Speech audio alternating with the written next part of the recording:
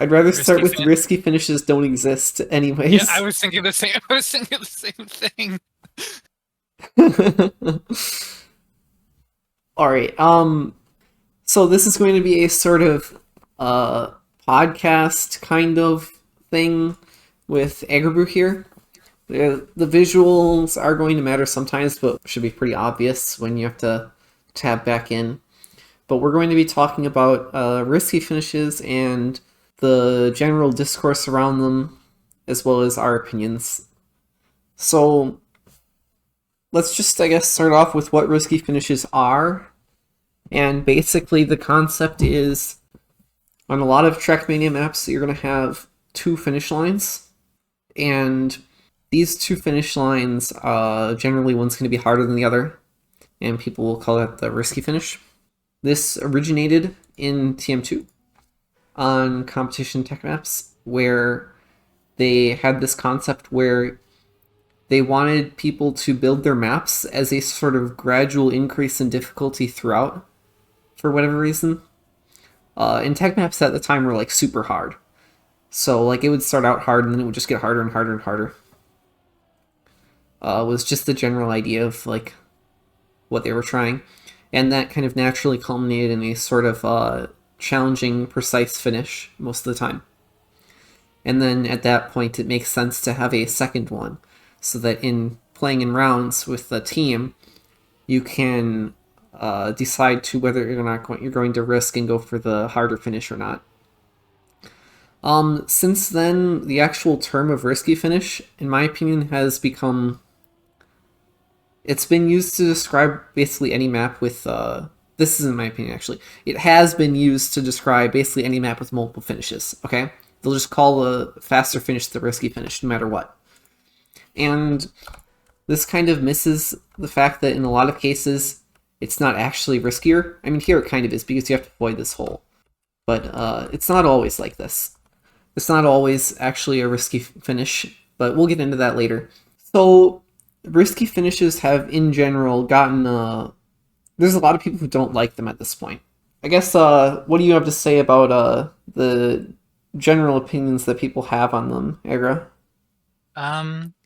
Yeah, I mean, it's interesting because I think in the evolution of like Team 20, as far as I've been in, there was definitely a point where people were like basically mapping to try and one up each other with the creativeness of their risky finishes, trying to, just make dank shit to make their map stand out. And it hit kind of a critical mass where there became a backlash against it, where people were basically like, don't do risky finishes, just make a normal finish for people to go in, which I think is generally better than what people were doing before, but maybe still kind of misses nuance, because a lot of times it gets interpreted as make a finish that's giga easy that everybody can get into. When really, Zengo and I have talked about this at different times, the thing that you should aim for, is making a finish that you want to make, and then if you need something else in order for people to be able to finish in rounds, then you make that finish. But your primary focus should be making just a good finish, like a singular good finish that fits the map. Yeah. Now, my perception of things is a bit different, which, I mean, I don't know who's right, or if that even is someone who's right, but to me, it just felt like, in general, there has been basically since the beginning of when I've been playing, it just feels like there's always been this sort of distaste for risky finishes, especially from more intermediate players, I guess. Yeah. And I guess that's kind of one thing that I wanted to talk about next, but first I just wanted to talk about the differences between time attack and different rounds formats.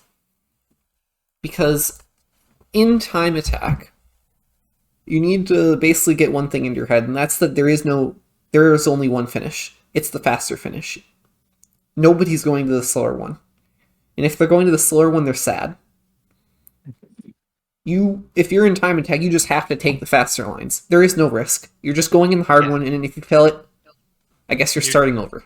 The goal with time attack is always to push your car as fast as you can go. So why would you take an intentionally slower route? Yeah. So if you're in time attack, risky finish just, even if there is one on the map, it doesn't matter. That's just the only finish that you're going into.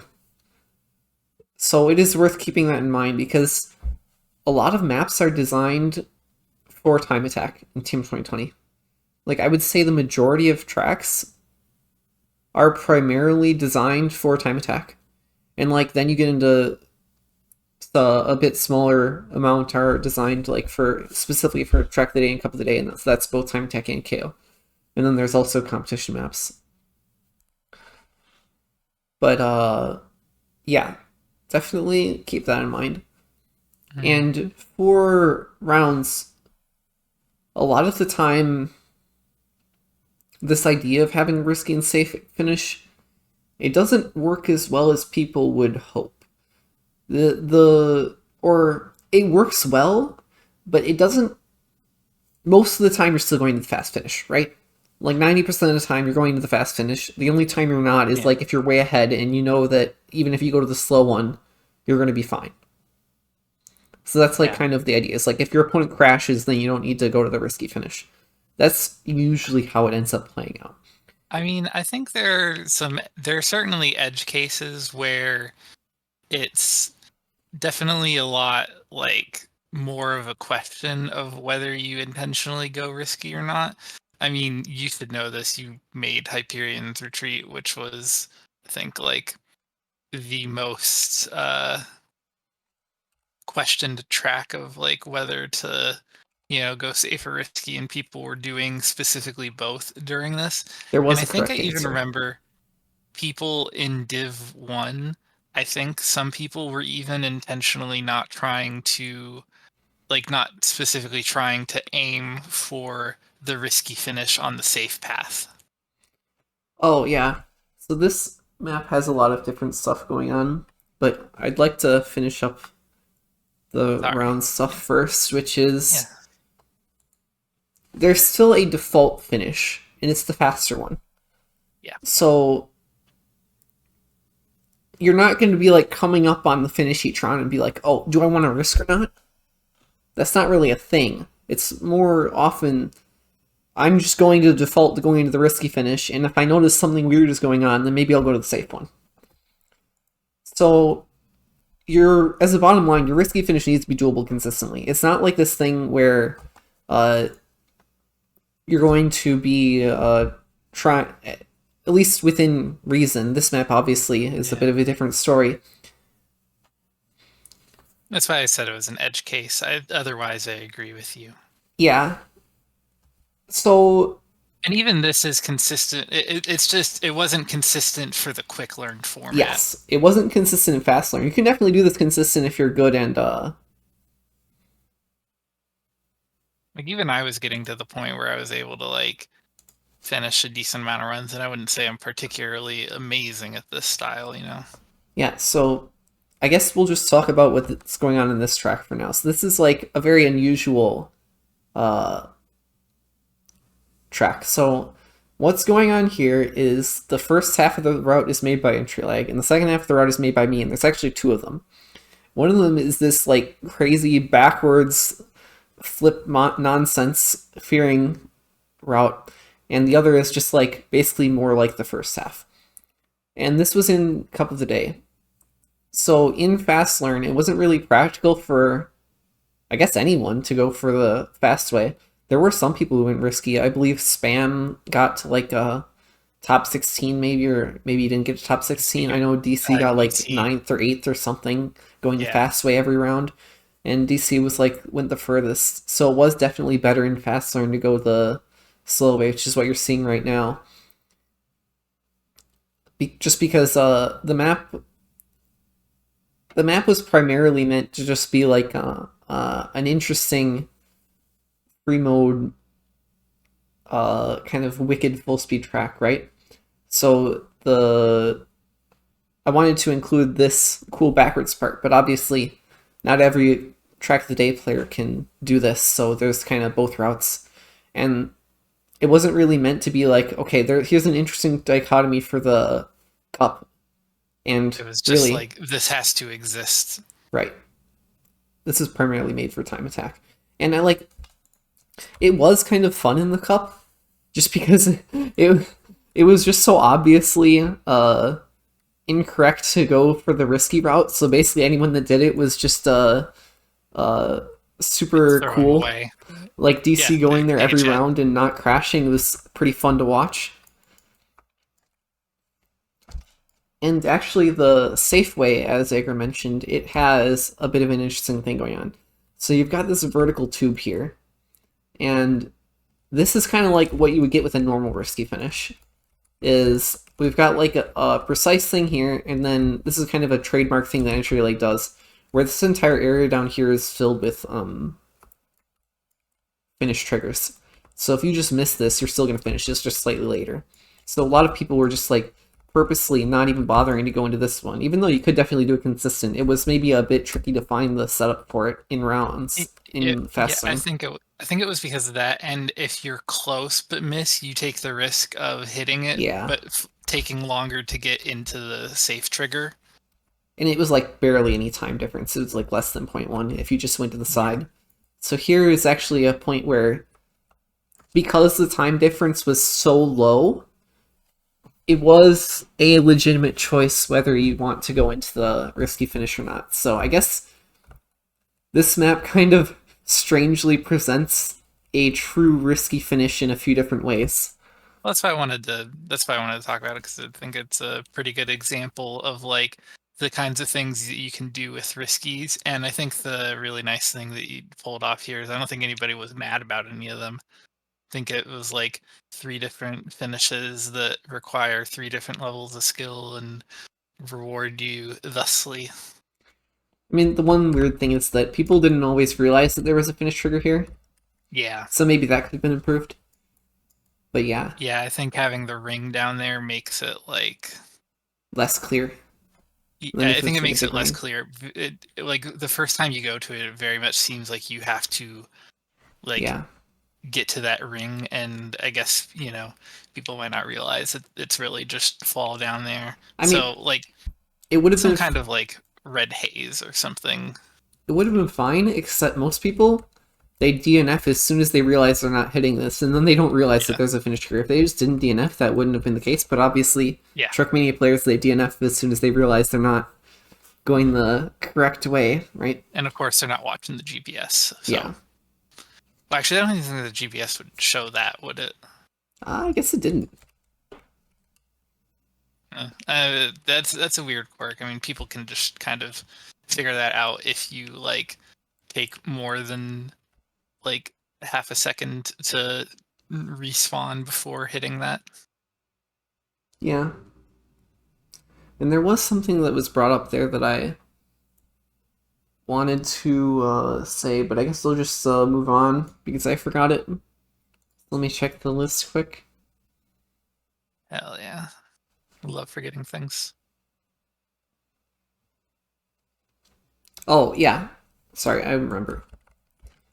One of the main points that I guess I really wanted to make here is, and I guess I should open up a different track in order to demonstrate this, but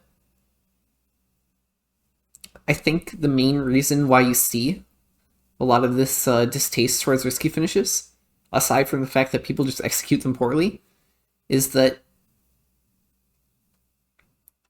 generally most of Trackmania maps, they're primarily consisting of sections where you have sort of gradual time gain, right? There's usually rather few pass or fail sections, like where you're either going to get through with basically the same time as whatever the optimal way is, or you're going to crash and you have to DNF, right? And risky finishes are like the exception to that on normal tracks, right? Because most risky finishes are, in fact, pass or fail sections. So why does this matter? It matters because a good player is going to make it past a pass or fail section every single time. They're just never going to crash, right? They're always going to have the optimal speed going through it. They're always going to make it. So it essentially doesn't exist for them if they're good enough. Because they're just going to be DNFing on all the other parts of the track or crashing there. This kind of applies to both rounds and time attack. A good player is going to be having way more hard time on all of these drifts than the finish on this track, which this is a track where I actually had people comment on it. So we're going to wait to have this car get to the end, I think, because the replay has to load. But for a player who is maybe worse at the game, these gradual time gain sections, they're going to be fine there. That's going to be basically the same experience as a good player.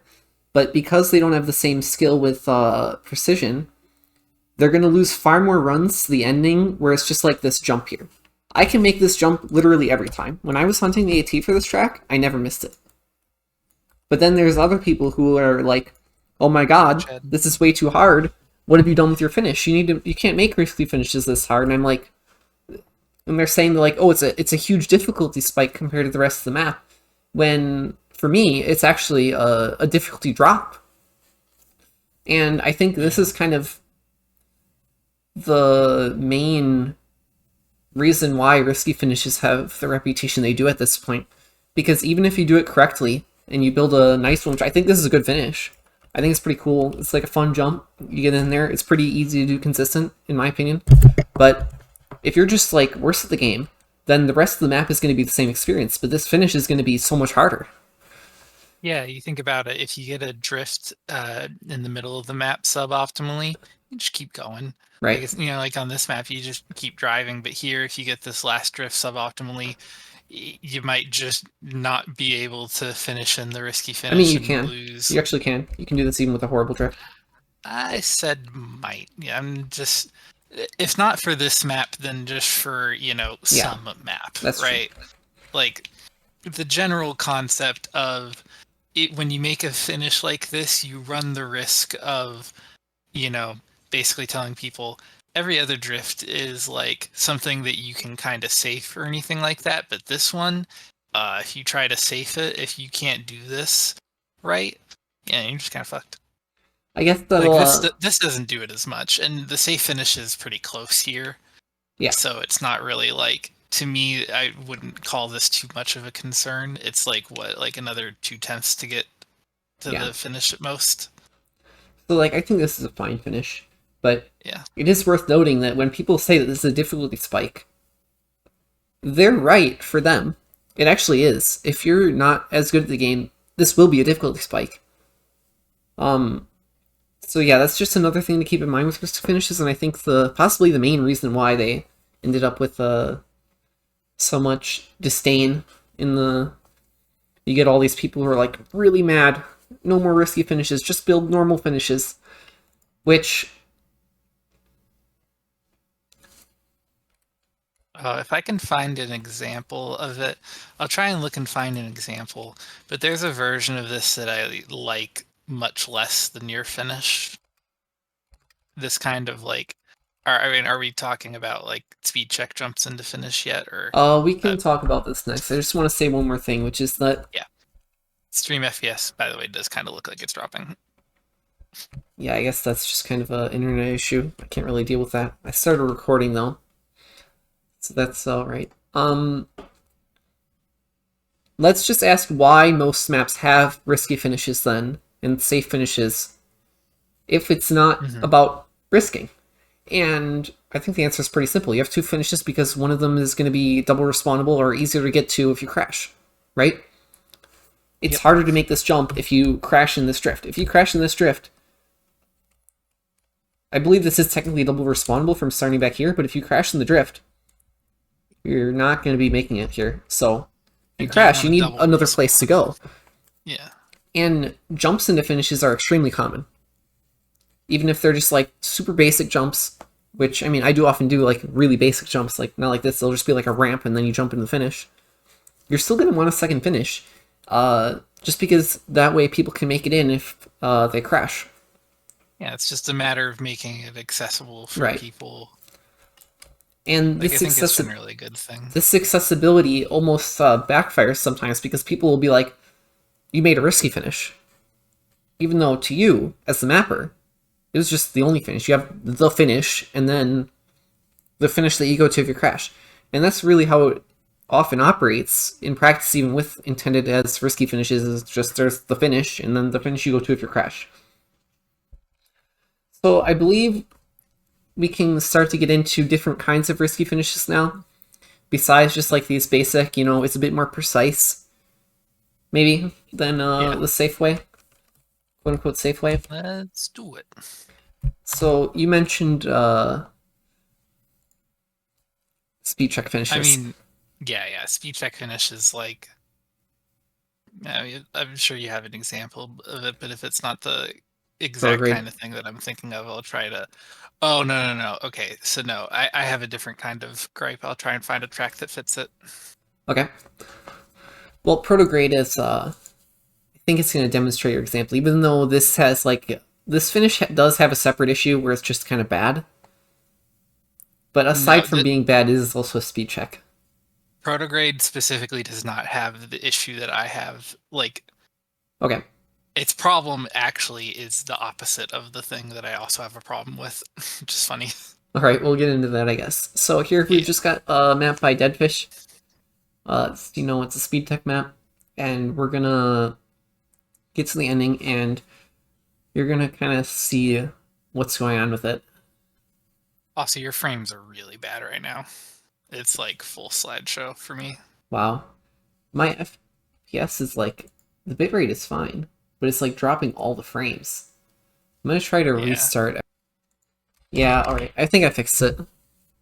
The problem with the quote-unquote risky finish being a speed check, or I guess it's not always a problem, but it could be a problem, is that the finish itself is not what is risky.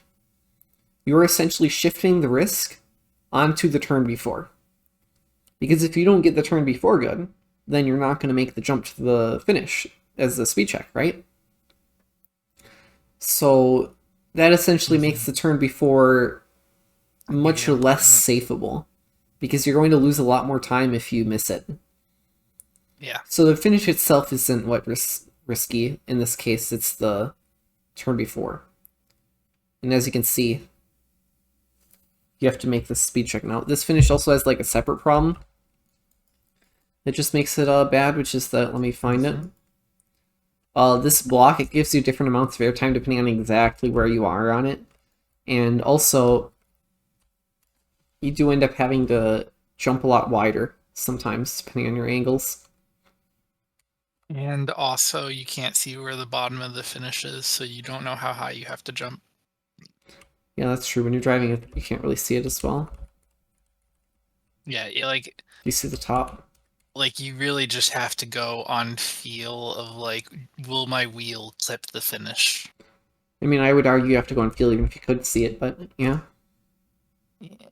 I mean, okay, fair, but the point still kind of stands. The fact that there's not a bottom to it, just kind of.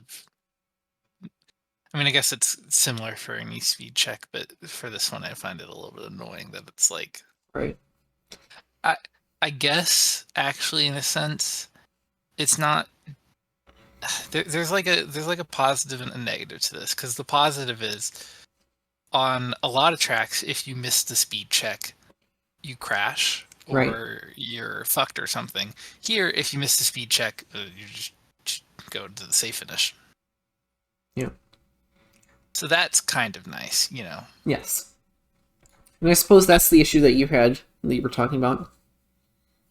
No.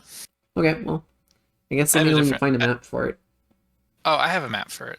Right, I guess link it.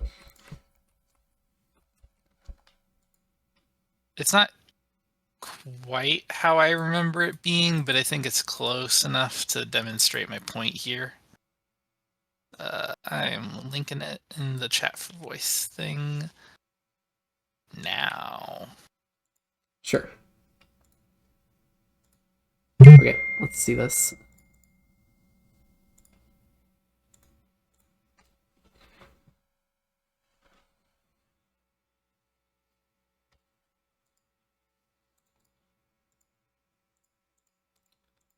So was this in track today?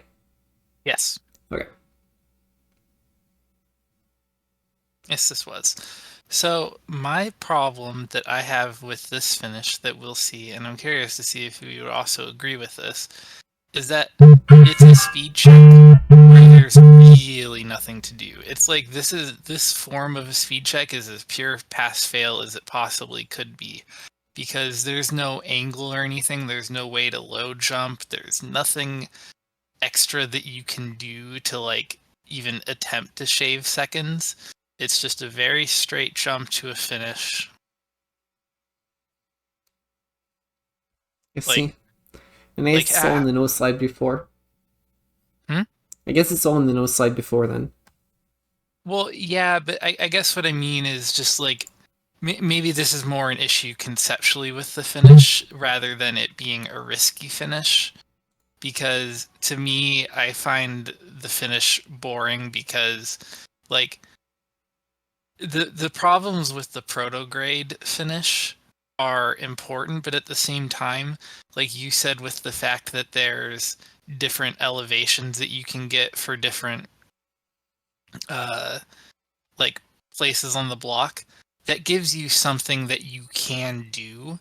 That one is just a little bit sensitive. Like you can aim for a low jump or something like that. Here, there's no low jump or anything like that. It's like, do you have the speed to make the finish? Yes or no, and that's all it is. Alright, I'm gonna finish.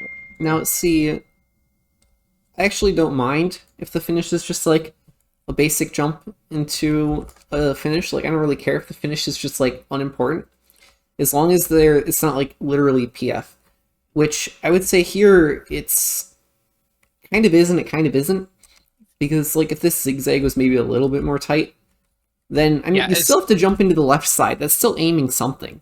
It's I thought it was straighter than it was. That was the difference that I had, but still kind of illustrates what I mean. But So yeah, I guess it's a bit better than I was thinking, but I still like I guess you're right that it's not like bad, but to me it can just be a bit like, but I guess it depends on the project, you know. Yeah. Like if it's meant to be like a smaller scaled track or something like that, not meant to be like impressive and, you know, like giga crazy or something like that, you know, it can work. But now I think this finish, aside from the fact that it's a speed check on the right here, like if it just wasn't a speed check, I think this is kind of what a lot of the people who dislike risky finishes are kind of looking for. Where it's just like the track is what matters, and the finish is just like the finish line. You jump into the finish. I did remember something that I was going to say with my map. When I was talking about like why people even add two finishes, which is that a lot of Trackmania finishes are jumps. Now, why is that?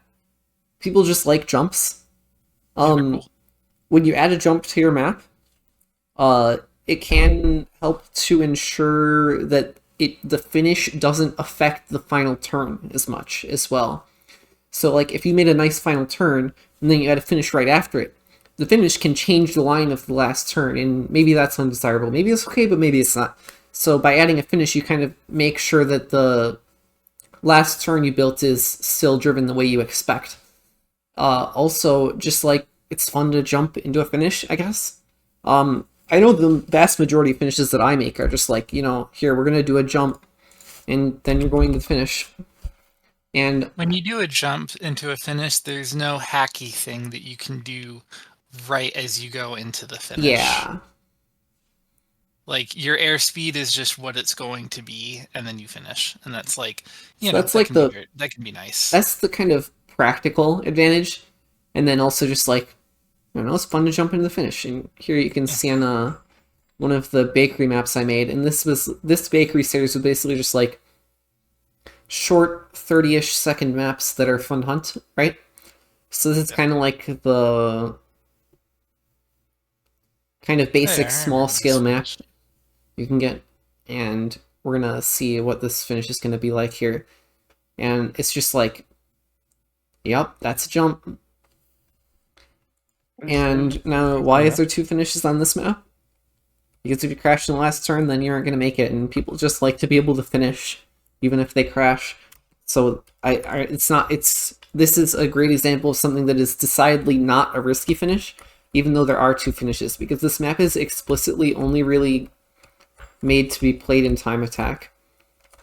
Nobody played this in rounds. So, and you hit the risky finish if you get the last turn even like moderately okay. yeah, like as long as you don't crash, you're gonna make it in. I just thought the jump was fun. And like there is still some aiming to be done. Like you want to go close to this thing right here so that you can get into the near side of the finish, because the left side is slightly farther away. And I think I should comment on speed check finishes one more time, which is that they don't have as many inherent flaws as some other kinds of finishes, but people still generally don't love them because they aren't particularly interesting in most cases, and all it does is make it so that, like, if you didn't have the second to last part of the map good, then you're just like, you're slower by a lot, depending on the jump. So if your finish is like the only part about it is that it's just like a straight jump, maybe reconsider. But other than that, it's just like, yeah, it's a speed check. Do you want a speed check in your map? Yes or no? Yeah. And I guess that brings me into another thing, which is what we've been talking about, the finish being on something that you have to aim for. Now, there's basically 2 kinds of aiming. There's whether you're going to hit the finish at all, and there's whether you're going to hit the near side of the finish. And both of these can have major issues at extremes, which I would like to pull up an example now, because I am extremely against sideways finishes. Like, if it's very sideways, I think that's complete garbage. Now, you'll see Garbage. You'll see certain people advocating for certain versions of these sideways finishes, and I think they're entirely wrong. Now, why do I think that? So, they often start off with, risky finishes are bad. We shouldn't be doing questionable risky finishes all the time and force them onto all of our tracks. And there, I can, like, kind of get on board with it. Like, that's not the worst take, it's okay. But then they're like, so we want to do these finishes where you, like, drift into the near side of a finish or whatever, or, like, just, like, try to turn into the near side. And that's, I think, where they go extremely off course, because when you have a finish line where you're trying to aim for the very near side, and it's, like, completely sideways, that's just more risky than most risky finishes, because you're going to lose 0.2 or 0.3 just by being very slightly off. And this track that we're looking at now, it has a jump at the end into this very sideways finish. And now this is a competition tech map, so a lot of the rest of the map is difficult as well. So I'm not sure how bad it is in this specific case, but in general, I would really hazard against doing stuff like this, because if you don't risk this, you're at minus 0.2. If you do risk it, you're going like plus or minus 0.05 or 0.1 just by some micro adjustment right before you take off, because you're going to be hitting this finish field trigger very slightly sooner because it is on such an angle. So I just think almost never build finishes that are completely sideways like that. And I talked to Sogs as well, who built a similar thing on here, but it's grounded. Now, the grounded ones, I think, in a lot of cases, well, I don't know, there's some pretty bad jump ones as well, but the grounded case is just as bad, especially on road. It's less bad when you're on off-road, which we're going to see here, but if you're on road and you're just like driving in a straight line towards a finish, and then the finish is just right there, perpendicular to the direction your car is driving, then it's so annoying to try to drive into the near side. You're going to be crashing into the finish or losing 0.1 very easily. And here you can see it's on plastic. You just have to risk so much to on the inside. So these are just way more risky than most kinds of finishes, even though there's only one finish. Well, in this case, there's two for some reason. I'm not really sure why that is, but yeah. Definitely something that I would hazard against, or at least be very, very, very careful if you're building a finish that is at such a sideways angle. Now, does this map also, just quickly, does it have the, like, 158 thing? I think it does. 158? When you have, like a sideways... Oh, maybe not this one. Or, I mean, this has, like, 258. When you have a sideways finish and it only puts times that are, like, one of 3 ending digits. Yeah, I'm not really familiar with that weirdness. I can't really comment on it. Yeah, okay, I've just heard of it. Quite familiar either. Okay, 258149.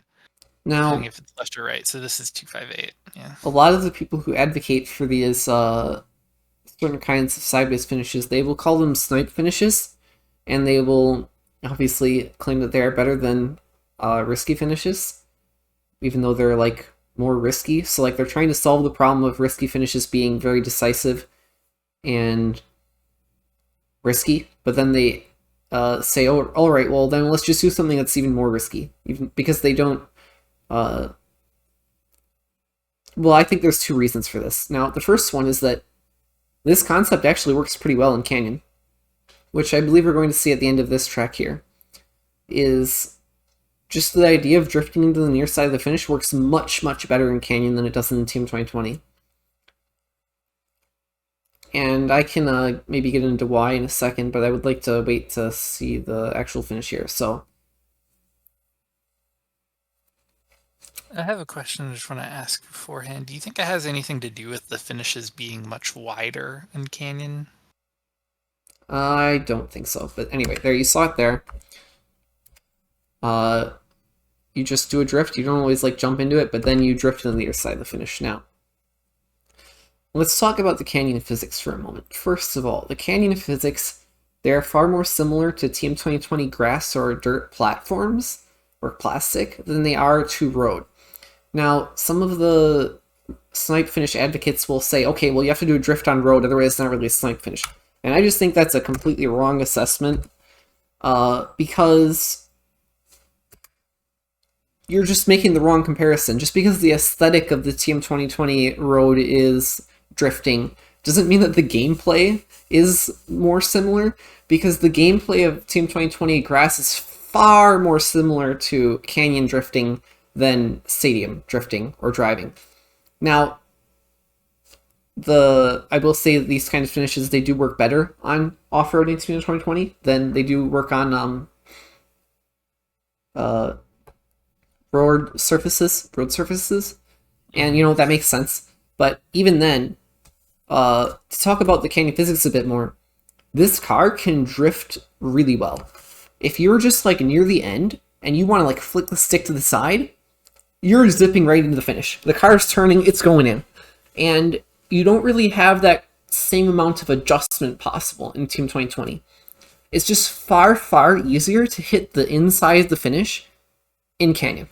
Especially since you're usually coming in on a very big angle where you're like already halfway through a turn. I feel like in general, Stadium has like the least sensitive steering of TM environments. Maybe. At least on while you're sliding. Yeah. While you're not sliding, you're going to be turning really well. Yeah, but I'm saying in comparison, like, have you seen some of like the twitch movements required for like, you know, some of these other things where the car will just like basically yeet itself 90 degrees instantly? Like, Stadium car doesn't do that. That's true. So, I guess that's just something worth keeping in mind with these snipe finishes. And now the other reason why I think that these people will advocate for them as kind of less risky than risky finishes, even though they're not, is because of what I said earlier about worse players being disproportionately affected by pass or fail sections compared to time safe sections. Now, if you're bad at the game, losing 0.3 in the finish is like nothing. So if you reach the end and there's like some 0.2 variance on the finish because you're like going slightly more inside or slightly more outside, that doesn't matter nearly as much as it does for a good player. If the finish is kind of inconsistent like this, unless like a very minor adjustment to your line will gain or lose a ton of time, that's going to be far more noticeable if all of your runs are within like 0.1 of each other.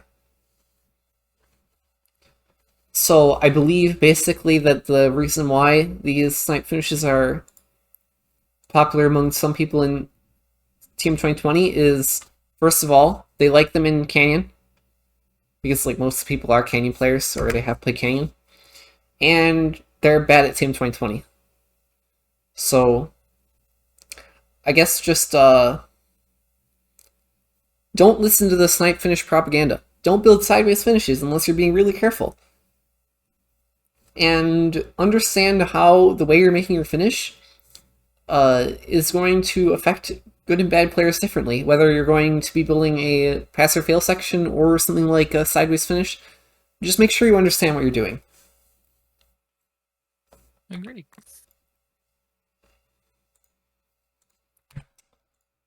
Now, I believe we can talk about some a few other cases now, like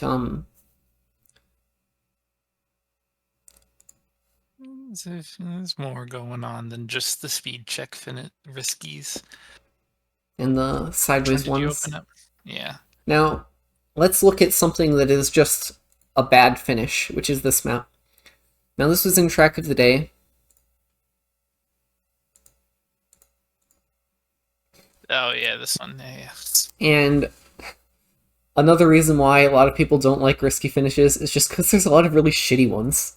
I'm gonna be honest. I saw my name in the top left because of the Discord overlay thing, but your metal windows is up there, and I thought I saw that as the name of the track, and I was like, "Whoa, what the fuck? We did not clear calling one of my finishes the worst. What the fuck?" I was like, "Wait, no."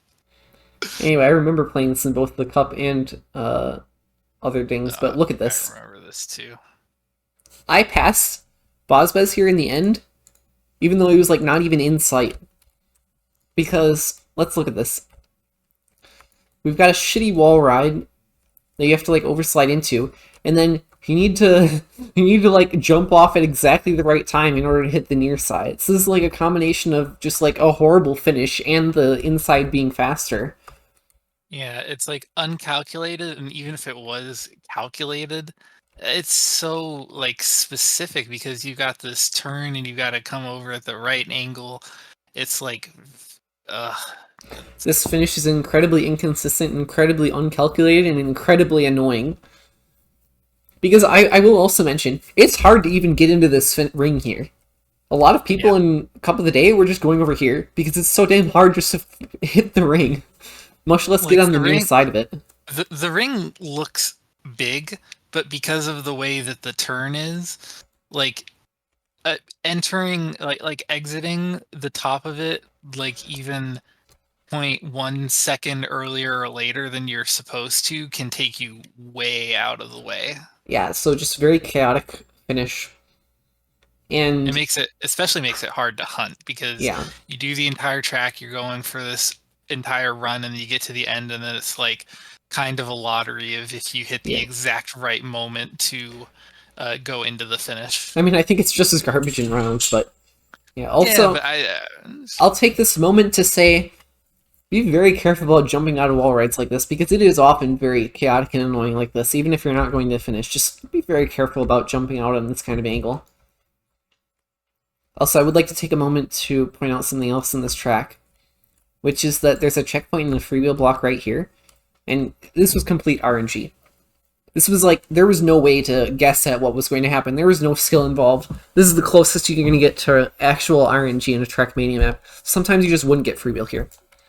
So, you know, if you have a checkpoint in freewheel, make sure you put the freewheel on, like, the next block away, because otherwise it just might randomly not work. So, yeah, don't block mix your freewheels or just any effect block. I think it can happen with reactor and everything as well. With People your in checkpoints. chat, look at Ski's stream and see if you can see why Ski has such strong opinions about this track. Oh. The only reason I'm second here is probably because of the RNG. Mark inspect.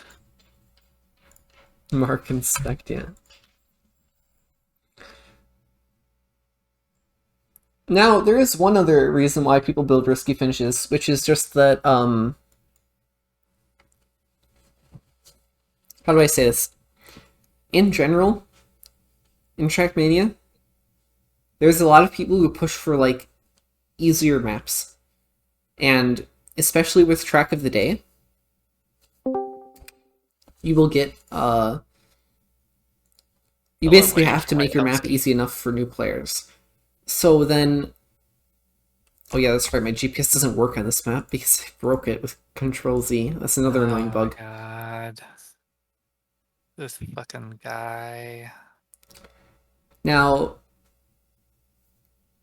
if you are being forced to build like an easy map for the most part, having two finishes allows you to maybe make a more difficult section and still get it into your desired place for your map, being Track of the Day.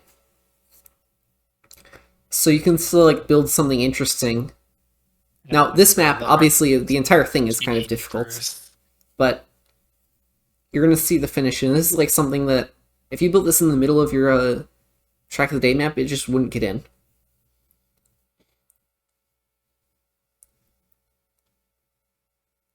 And I think this finish is really cool. I think it works very well on this map as well. I don't think it's like too much of a difficulty spike or anything in this case, but... You know, it kind of reminds me of a different type of finish that we're going to talk about later. Oh, yeah? Well, I mean, it's just more, as a hint, the big difference here is that it's more visually clear what you're supposed to do. I see. So, I think that's a common way of how people end up with finishes that are actually difficulty spikes. But because they're mapping for Track of the Day, and they realize that because they can have two routes at the end, they can have an easy route and a hard route.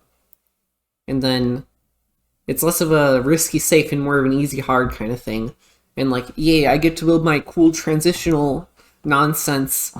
Yeah, I was going to say, I think there's something to it that people kind of like. An interesting hard finish is kind of like an easier way to do a little bit of mapper flexing, you know? Yeah. Because like if you do it in the middle of the track, then you have to make sure it's calculated and good and everything. But with the end, there's a bit more leeway because the track kind of ends. You don't have to think about how to continue past stuff. You don't have to make a landing, I guess is what you mean. Yeah. Because like you still have to make sure that it's calculated. You just don't have to make a landing. Yeah. You don't have to worry about how the differences in speed may affect the next part because it's ending right away. Now, this kind of difference in challenge having a difficulty spike, this is bad, right? Like if not this map, but like if you're making a Track of the Day map and then you design a harder finish, it's just like not good design. I don't think in a lot of cases it's a big deal, but I don't think it's really I don't think the mappers are really making a wrong decision, even though it is kind of bad. I don't think they're really making a wrong decision because think about it. You're stuck in a position where you're being forced to build a map that is easier than you want to, just in order to get anyone to play it. So you've built your entire map, and you're just like, oh my god, I just want to build something cool and wicked, and it's like I'm having to build all these easy things, and I'm just going to build a cool finish, right? And I have a bit of a different background on this, I guess. Coming as the person who might have gotten the hardest Track of the Day this year. I mean, or at least it's one of the hardest. I don't know. Where like I didn't really compromise on that track at all. Yeah, I mean, I usually refuse to as well, but I mean, I haven't had track of the day in years. Yeah. Even on the maps where I did try to make them easier, I like didn't get track of the day, so I just gave up. Yeah. What I was gonna say is no matter what it's for, I think one of the most important things that you can do with your risky is honestly, or like not just your risky, but finish in general. Just fit it to the rest of the track. I mean, Yeah. like it should be in line with stuff that you've done before. If you have a relatively easy track and you're going for track of the day, you shouldn't suddenly make a giga hard finish. If you've been making a really hard track, I mean, you can do an easy finish and you can have a reason for it as like a breath of like relief when you end the track or something like that. But at the same time, you have leeway to do a really hard finish there because you've already been, setting the level of this is the difficulty for the track. So yeah, it's just like in general, you want to avoid difficulty spikes unless you're doing something like very specific, like how Hyperion's Retreat was operating. Yeah. I think even more so than necessarily the difficulty, usually the finishes I think honestly stand out the most and the best are things that evolve on like whatever the themes of the track you've built are. Like if it fits thematically with the rest and it's cool and creative, that to me is more cool than just like a random set of transitions at the end of like a just like normal pretty on the ground map or something like that. Like if you can find something clever that fits what you've been doing the rest of the way, then I think that's like top tier for me. So I think the reason why we end up with this problem, even though I think these mappers do understand that what they're doing is making their map kind of worse design-wise, is just the incentive structure that Nadeo has created with Track of the Day. It's the only way to get your map played. People don't really play maps outside of Track of the Day in like competitions like EMC, unless it's like FS or Ice players. They'll just like play everything. But besides that, there's just nowhere to put maps. So you end up with stuff like difficulty spikes in the finish that are done on purpose. So yeah, I would say the solution to that would be for, well, first of all, for people to stop purposely making difficulty spikes, and secondly, for Nadeo to like make a place for maps for both us to play maps and for us to build maps for that allows for a greater variety of tracks that isn't having to be working in rounds and cup of the day. Maybe it's just like a monthly campaign or something. And then you can have like RPG maps or harder maps or I don't know. I think you could just get a wide different variety of maps and styles that we haven't really been seeing build as much. Like that's something that I've been wanting to get to on some past my current set of like competition building stuff is like, yeah, I'm still going to do some stuff that's maybe track of the day viable, but I also want to just like build some stuff that I want to build and not really care whether it fits for cup of the day or not. I mean, I think one thing with it as well is that like, I don't know, to me, I think general track length that's usually good does kind of happen to be around cup of the day standard, like 45 to a minute, but or like 45 seconds to a minute. But having something that like could it, but it doesn't even need to be a cup because calling it a cup kind of eliminates still some different categories like RPG and endurance that might take much longer. Like it's not just about difficult, like having a place for difficult. It's having a place for anything that's not cup friendly. Yeah, so it should just be like a time attack campaign or something. And then you can have harder maps, RPG maps, trial maps even. And that'll just be like, you won't have the same homogenizing effect that Track of the Day has, where people feel like they have to build for Track of the Day. And then once they have accepted that, they're maybe willing to make suboptimal design decisions just in order to do what they want and still get their map played. So, yeah. speaking of difficulty spike finishes with transitions, I think it's time to take a look at the zero turn mapper himself.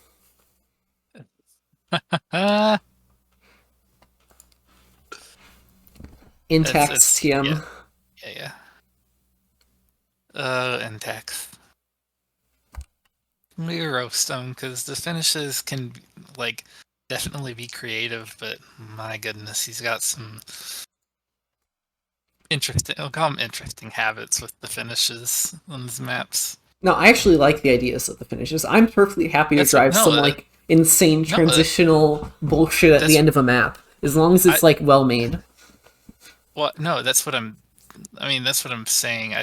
But I mean, there's the one other aspect of them that we're gonna talk about that's a bit notoriously wonky. Yeah. So this is like gonna be like the extreme end of a lot of the stuff we've talked about, basically. Where's the finish?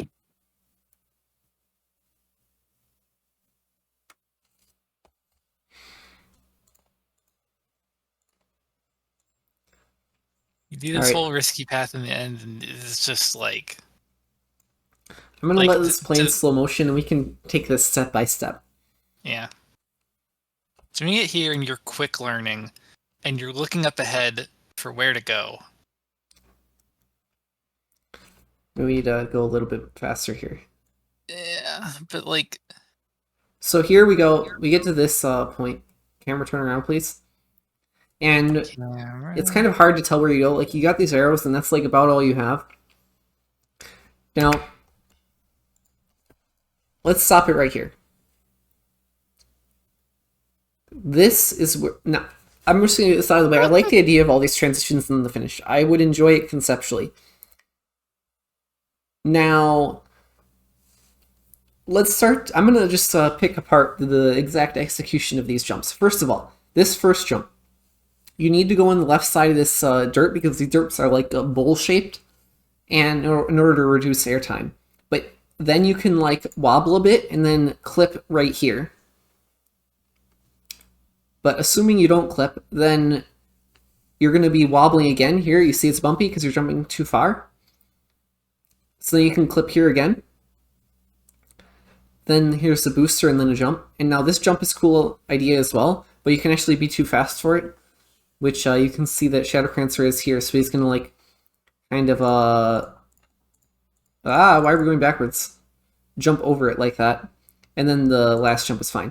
So this is like kind of it's very hard. It's very much something that is not going to be doable for not the best players, and it's also just like not executed perfectly. Even if it was executed perfectly, I think people would still take issue with it. Even though, I mean, someone like me, I kind of enjoy it. I enjoy this finish too. I really like this track on the whole. I just think it's got like... I don't like the track overall. It's a very unique... Okay, it's also been a while since I played it. It is a very unique finish and something that we don't see a lot, and Intax does a lot of stuff like this, which is very cool. But it reminds me of the finish we looked at with yours, where you know, you have like a couple of transitions into a finish, and honestly, here the like visual clarity. I don't know. For me, I kind of rely on like these like visual points, and here it's like that first part of it. Once you're out of the underhang, it's kind of like easier to tell where to go. But like that first part of it is bit brutal for me in that regard. So I don't know. What do you people in the chat think about it? Comment your thoughts on this risky finish. This finish is just like the extreme end of the finishes like my map that we were talking about before, where it's going to be extra hard for people who aren't good at the game. And it's assuming it's executed correctly, wait, we should talk about the safe finish too, because we're talking about the dynamic between the two finishes. I don't remember the safe finish on this map. Yep, exactly. The safe finish is I don't remember it. Where is it? Down there to the right. Oh yeah, here. Yeah, oh, right. this is something. Yeah, no, you're going the right way. You're going the right way. Yep. Go Yeah. forward. I see Yep. it. Like, Good luck finding it.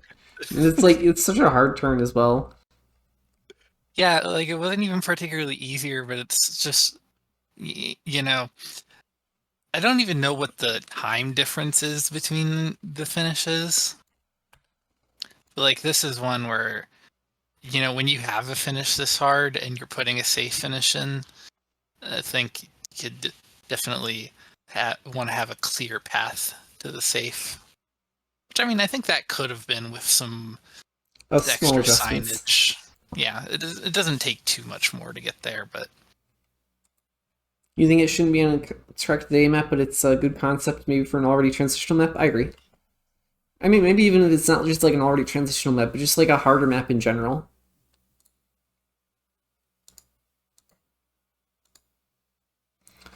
So this was Intex's CCP map. So this is going to be like tactics. If you, I was talking about this earlier. There's not a dichotomy between risky routes and risky finishes. If you have a risky route, it's totally fine to have a risky finish as well. The point is your finish should match the rest of the track generally. Like it doesn't have to be exactly the same difficulty, but the problem people find with risky finishes is these like entirely outsized differences between the difficulty of the rest of the track and the difficulty of getting into the finish. Now this map, I think, this whole map is like kind of meant to be kind of somewhat difficult transitional, right? So this style of finish, Intex finish, fits a lot better here. But again, I'm going to complain about the execution, which is... Alright, this exit into the poles, that's cool. Now here, where do you go? It's super blind. And then this thing you can clip very easily. This thing you can also clip very easily, and it's super blind because of the poles. Sorry, go ahead. On Discovery, you have arrows on the road that point away from the finish. Lol. Yeah, again, it's super clippy. It's really hard to see. But here, if it was executed better, I think it would fit the map. And it's also technically a sideways finish. It's not that sideways, but yeah. You're right. I mean, it's. I said tech. I'm just saying it is. It's pushing the amount of sideways that I would be willing to accept. You're right. Yeah. But it's not that bad. It's not. Yeah. It's just like this is like yeah.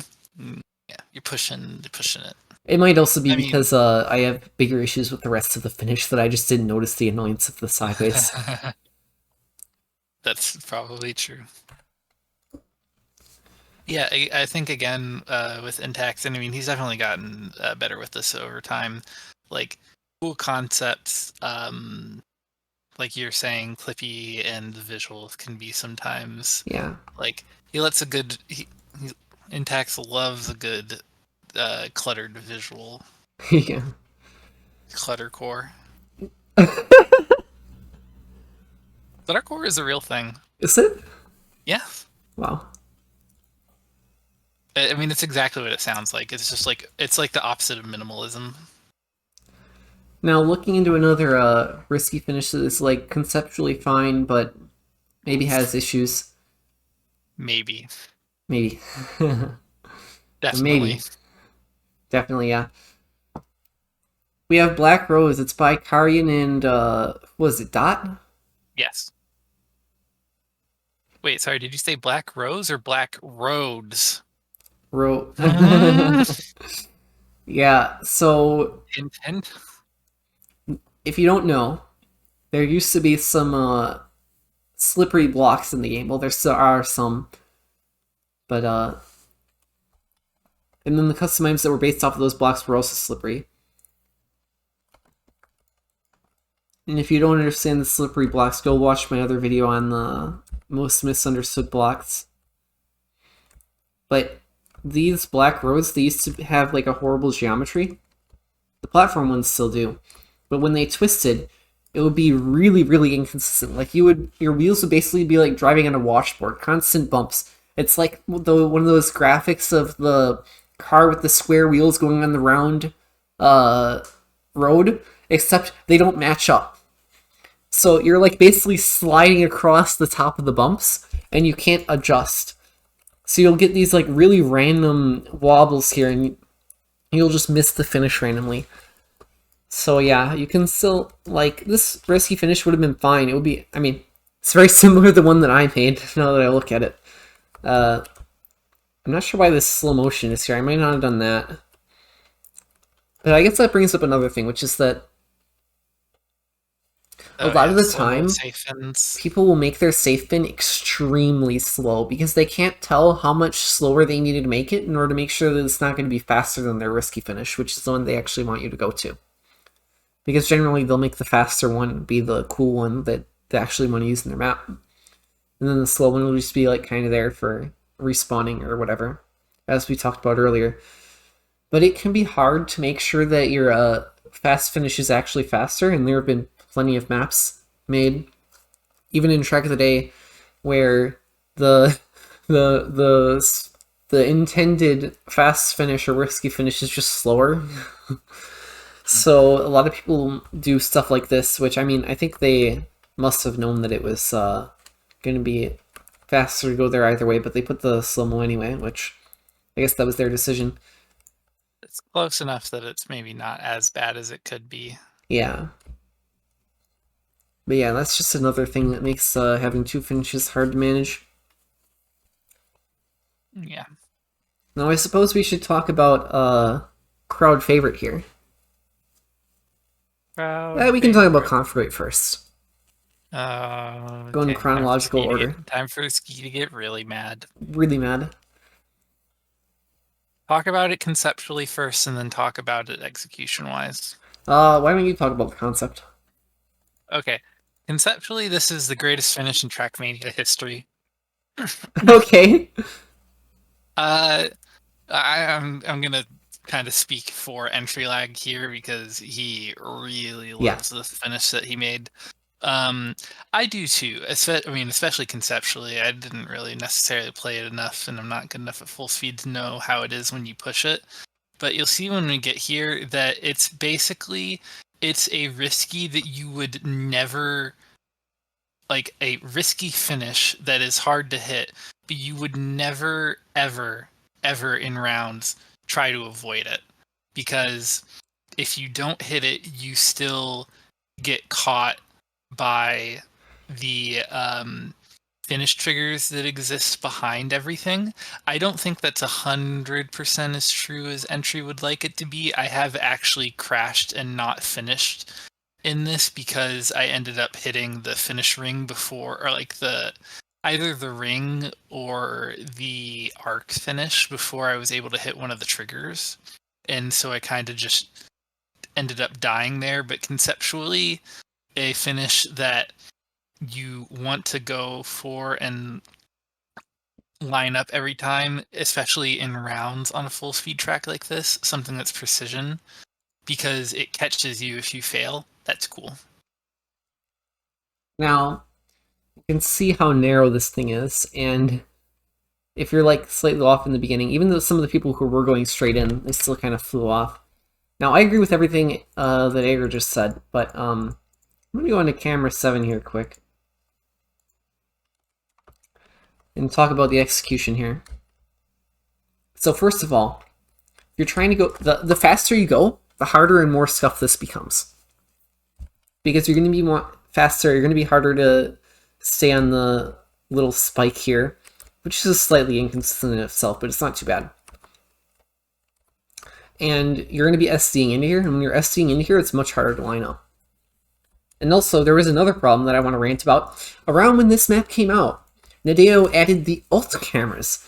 Now, the alt cameras, when they added them, had another thing that they changed, which is that you used to be able, while you're in a camera 3, so you're in camera 3 in the wall here, you used to be able to say, okay, I want to exit the wall in camera 3, so I'm just going to press camera 3 again.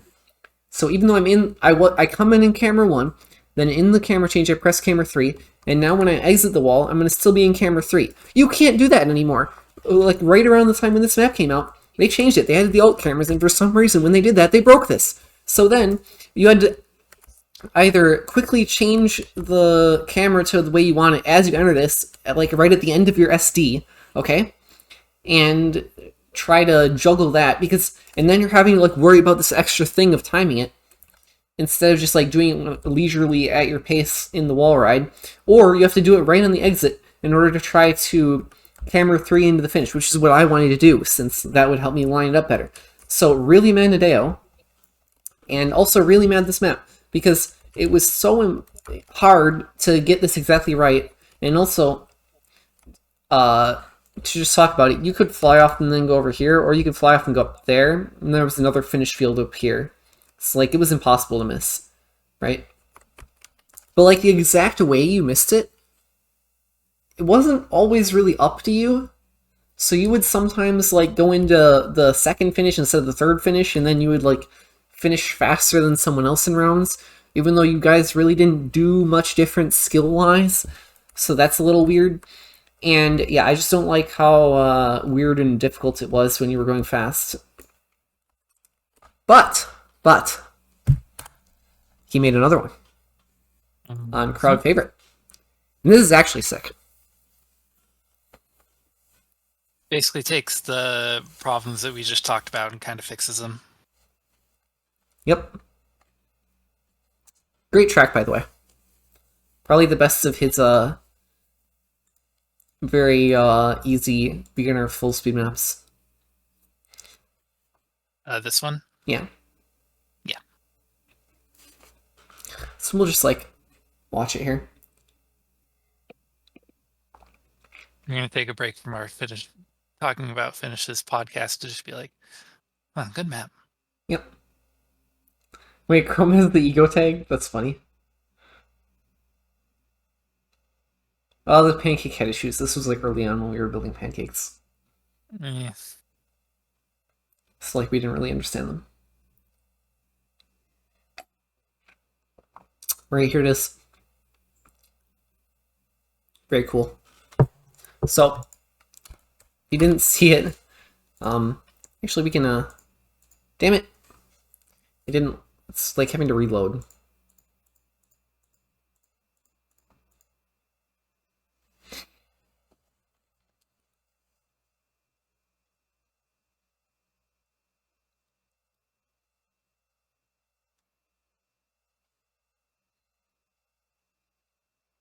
Wow, Right. wow, look how fast they're driving. What? It went all the way back here.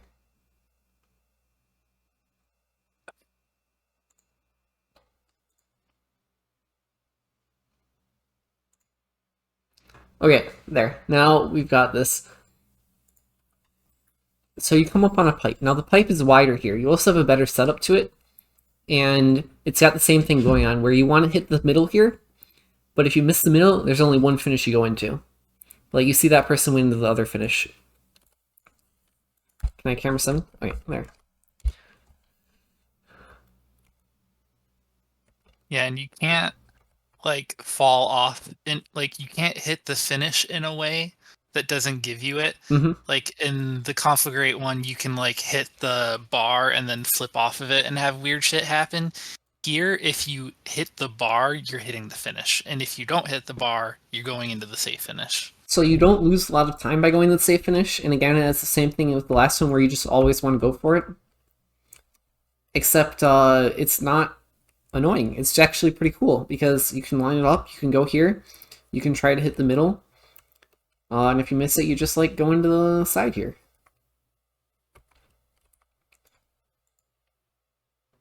GG and Chilag. So yeah, that's like kind of a unique way of building a risky finish that I don't think I've really seen many other places. But especially if you're building FS, maybe try to make it work.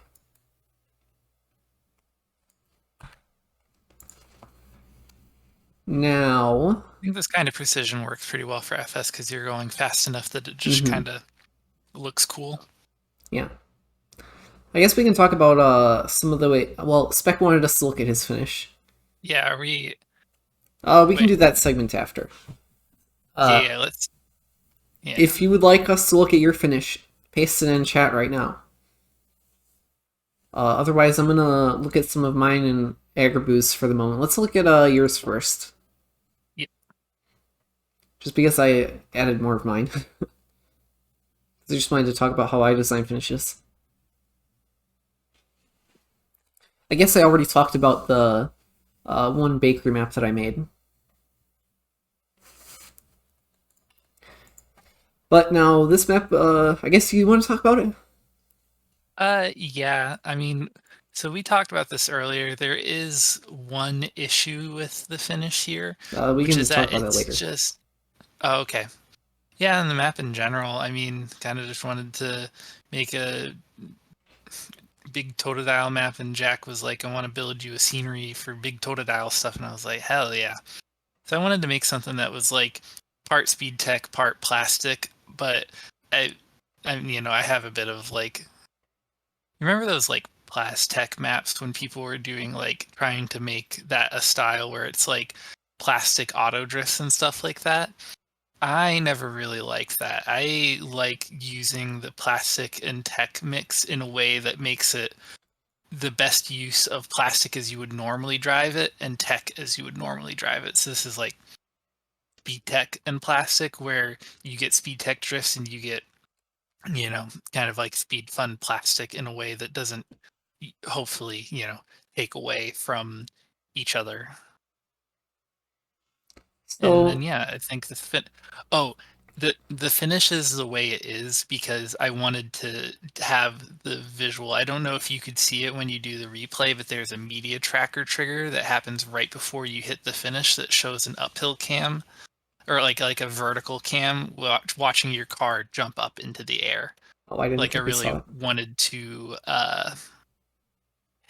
have that and have like something a bit different and kind of like epic looking for the finish.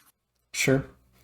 And I mean, like, it's like you aim for the kind of narrow thing here. That's nice. Now, the one issue that I think we both agree on with this finish, and I guess the only one, is just that this transition just isn't that well calculated. It would have been better if this block was like one more block here so that you could go up smoothly and then go into it. But besides that, I think it's a fine one. Yeah. Pretty cool. And now, I already talked about, I guess there is one other kind of finish, which is where you have multiple different, where you have one finish, but there's like multiple lines of varying risk that kind of all work decently well. Which, I mean, this is one of my older competition maps. No, Sky Cloud. So, like, the map itself has, I mean, it's an old map. So it's just... It's an old map. It's an old map for an American comp, so how good could it possibly be? I mean, some of the turns are pretty nice, but it's just, like, not an amazing mixed map. It's just okay. Yeah. But I do like the finish. I do too. And this is kind of an example of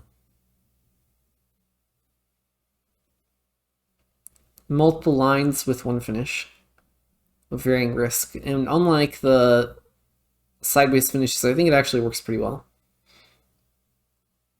Obviously, Carlo Jr. is way ahead. But here what we have is we've got like the bat chest transitions, but they're not that hard. So I like that. And then also, you can kind of go more down here and then try to jump higher and go in slightly more on the near side. So it's like, it's not that much of an angle, but you do gain a bit by going on the inside. And you do gain a bit by going lower here for a smaller radius turn. So like you can risk this, even though it might not look like it at first. And it also has like some cool jumps.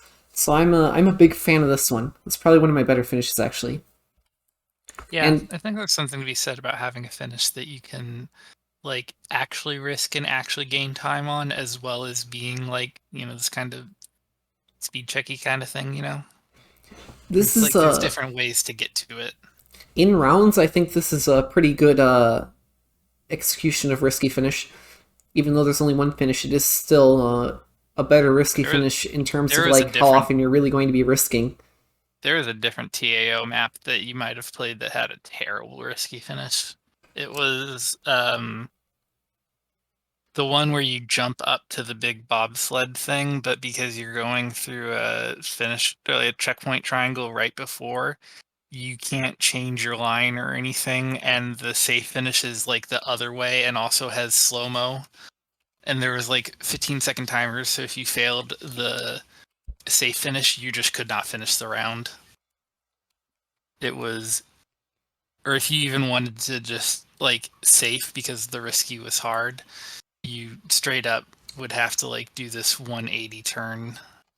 Sure. And just take a very, very awkward and slow route to the finish. But yeah, it's just a gripe from way back when, more than anything. So yeah, what was I gonna say?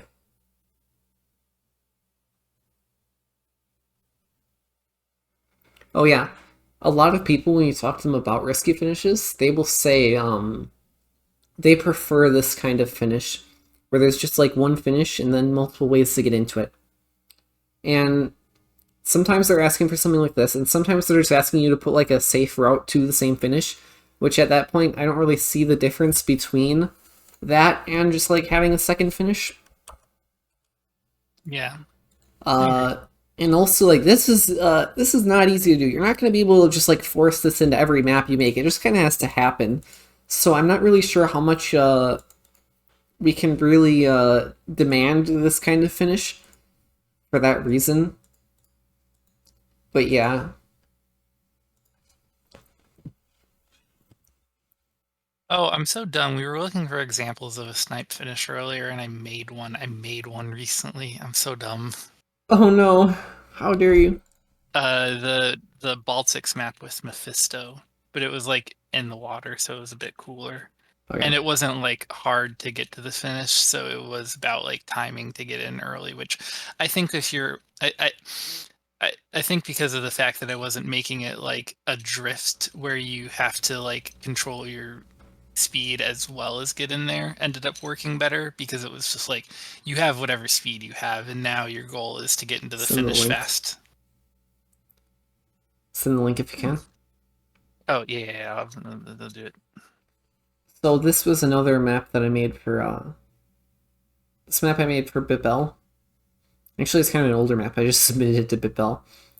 But this is like I am putting it another competition map, and it's got a very easy finish. Like, you'll see it here. You just kind of go around one of these bowl things again, and you jump in. So like, it's not hard. You go for this every round. It's just like kind of cool, right? And then there's also like you can go around there, and there's like a way around here. There was such a shitfest round on this, even though it's like completely free. A few people managed to like fuck it up 3 times in a row. Honestly, that's baffling to me. Like, I don't even think that I'm coping here right now as I'm saying this. I think they legitimately just shut off their brains somehow. Everyone was laughing. It looked like Mega Throw. It didn't like. Yeah, the players were just being clowns. This finish is super free. And believe me when I say that I'm not exaggerating when I say that what I just said. I wish I could find the clip just now, but I don't know where it is. But yeah, this is just kind of like another way of making finishes that I will do often. Where you just like, you got a cool jump, and then you got a slightly slower way that's a double respawnable. And you can also go there, like, if you don't want to do the cool jump, but like, usually it's easier to do the cool jump every time anyway. Let's see. Timberland Ruins was another one finish map. Where you just kind of like jumped in. I don't think we really need to look at that though. Yeah, I was gonna say, because we have a bunch of people that have suggested maps for us too. Like, I do want you to see the Ampharos one, because it is like a snipe finish that I think is done moderately well by me. Welcome to the Mapping Podcast. I'm your host, Karlberg, and today with me I have Ski Freak and Agrabou. And today we're going to talk about risky finishes. Agrabou, what is your take on risky finishes? I think the riskier, the better. Do you actually think that? I don't think you do. I think the riskier, the better. Right. Well, But I guess what I'll if leave I it up to the build audience to something that decide is whether he's being serious or pixel not. perfect? Is that really good? Or is that just annoying? I think the riskier, the better. Okay, Carl. Okay. Carl, we talked about this earlier. My full opinion on this is that your finish should match your rest of your track. Yeah, I think I agree with that as well.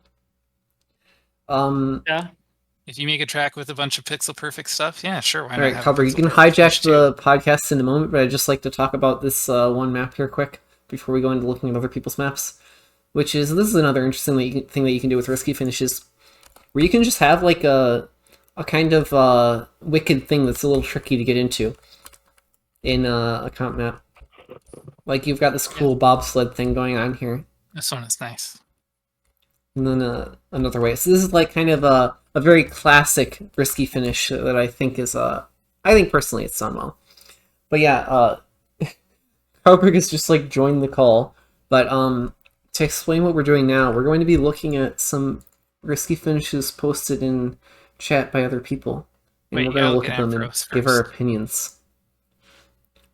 You So gotta which look one do you at want me to look at first? The one I just posted in the chat for voice. Oh, yeah, we wanted to look Yeah, at yours it's- first. Yeah, I get privilege because I'm in the call. Let's go. Sure. I'm part of the podcast. I just wanted to show this because it's like a snipe finish that's like, you know, I think people liked well enough.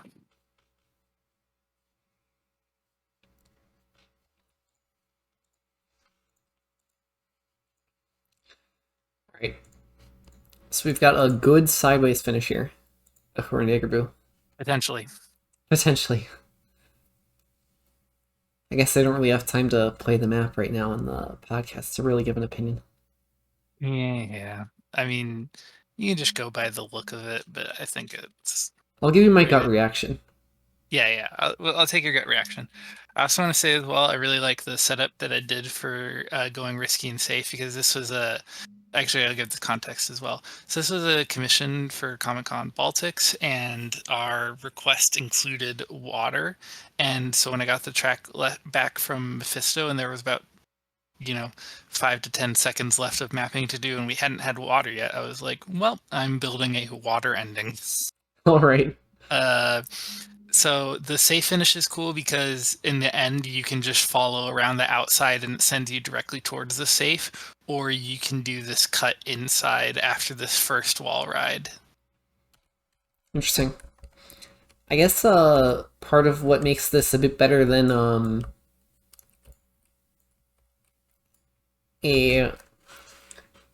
I'm gonna assume that this is good, and I'm gonna try to explain why it may be good if it is good. I don't know for sure if it's good or not, but I'll give some reasons in favor of it. So first of all, you've got water here. Water makes you turn way faster. So kind of like Canyon, you might be able to get into the near side more easily.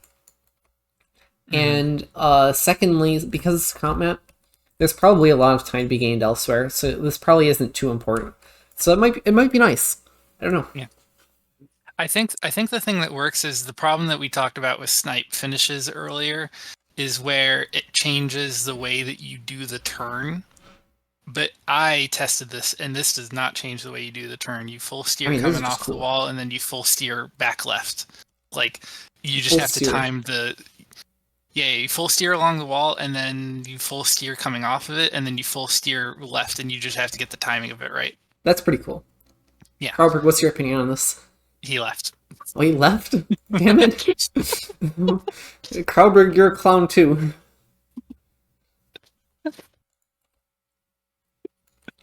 Anyways, that's all. I don't have to talk about it more. I just thought about it because I was like, oh, I made a sideways finish, and I think it was like, I think what we talked about earlier is definitely true, but contextually, I think this one ended up working out. Sure. And it's unique for a water finish, I think, as well. So we've got 4 maps here. And I have actually played... We also have Specs track to look at, even though he didn't link it right now. I've played some of them. I think we had some linked earlier. I'll try to grab them.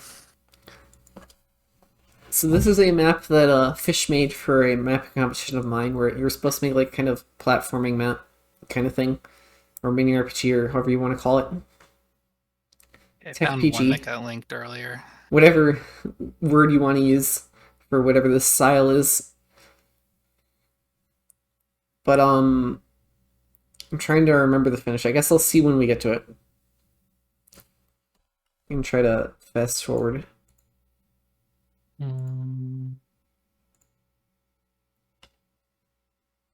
You got Smitten, Glasgow, Storage Space, that could Yeah. yeah, okay, you got the 4. Yep. There was one more that I posted from earlier. And then Specs. XP Evo map. This So jump 6 is cool. total. The finish itself, it's just kind of there. I mean, the part before it is way more important, which I don't know if you wanted me to talk about the part before. I like this. I feel like the turn into here was maybe a little tight in order to get into this landing. But that might also just be because I was not as good at it. As you can see, I lost a lot of time there. Maybe it would have been fine if I had like played the map a whole bunch more. But for the amount of time that I did have on this map, it was a little annoying the way I had to get around this part. But the finish itself is like fine. So I can't. And this jump is cool. Yeah, I think the jump is cool, and then the finish is like basically how well did you get the jump, which I think is a fair way to end the map.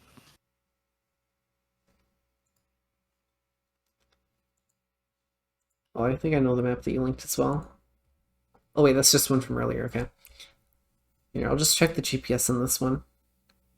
Yeah, it's just it was the Drifter, someone posted it Alright, earlier. I'll check that out after. Kind of going in the weird order because of the way I downloaded them. Yeah. We're gonna get to everybody, so don't worry.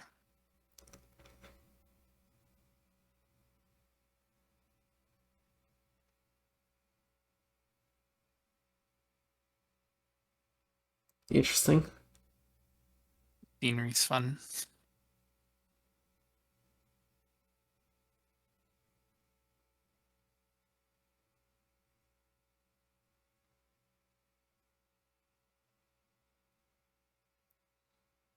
Huh. A little bit delayed. Ooh, that's interesting. How consistent is that? I'd imagine you just want to jump over the freewheel thing most of the time.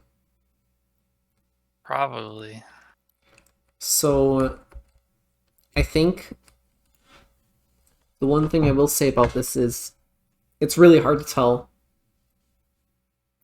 how good or bad this is just from looking at it, because it's going to really depend on the finish line here is dependent on the turn line here, which is something we talked about earlier.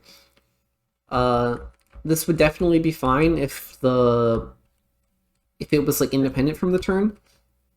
And maybe it is fine with the turn being like you have to go at the right distance on the exit. You can kind of push it like wide and keep Yeah. speed. So it's kind of hard to tell just from looking at it for that reason. Can you check out Club Campaign BTC 2023 map 04? Give me the TRACKMANIA IO link. Yeah, Drifter, if it's not the one that I picked up before, which is Muddy Pipeways.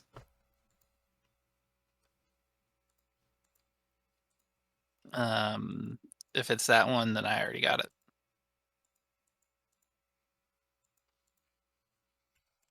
Alright, so this is by Donalik. On the guy. That's a cool transition. Oh, I don't know if I already said this, but because I'm watching from your stream, I'm like a little bit behind on reactions. So this finish, I've actually driven finishes similar to this, so I can't comment on it.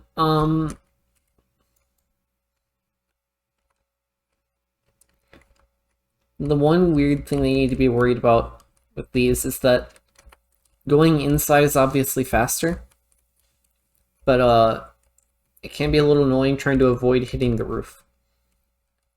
So I would say just like be careful with that. If maybe you had to be in the middle of this block, it might be better. But since you don't, I'm not so sure. Because you kind of need to balance going inside in a shorter line with avoiding hitting the... Just like being doomed even by the time you get to this block, just because you're never going to be able to make it. You're going too high in the jump. I was thinking that same thing of like, you want to be left, but the more left you are, the more right you have to go to get to the finish itself. Yeah. Like you want to be left for the height, right for the line. So so that's a bit of tension that might be have a weird effect on it. The easiest way to fix this would just be to use like the wood version of this block here. Then you'll probably make it in just fine. Could also just like add a block here in this corner, you know, like one of the 1/4 cubes things. And then you have to go around it, and then there, if you want the slide out of the dirt. I think in general you probably don't want too much of a slide here, but I don't know. I'd have to play it. I think this jump's cool. And this jump. Yeah, conceptually good. Yeah. This ramp is maybe a little questionable.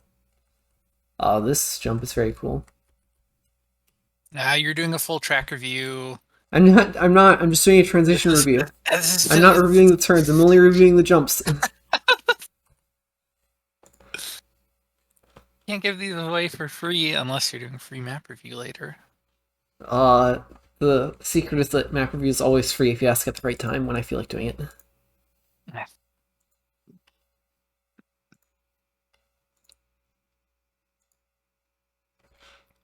Alright, this looks like it's, is this the Every Rev map? It is, alright. So Every Rev is a notable good full speed mapper, so we'll see what's up here. Tactics, why can't you send your full speed map?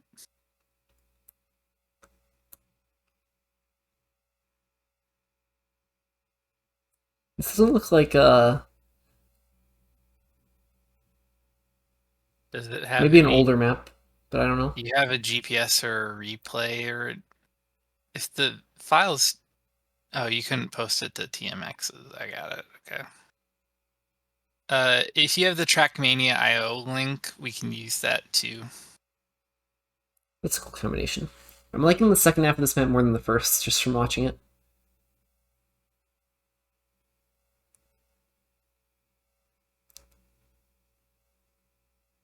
Okay, I like this finish. I like that finish. Let's see if I can find it. So yeah, you want to...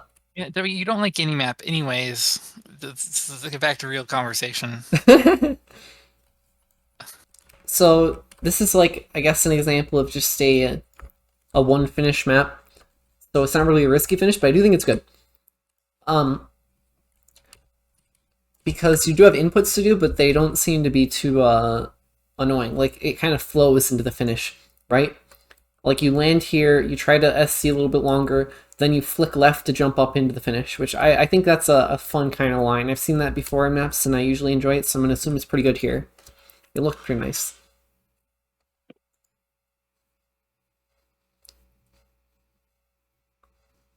Yeah, you can link more. I'll just stop when I feel like it. Did I already do storage space? I think I did, yeah. I'm just... We'll go to Muddy Pikeways.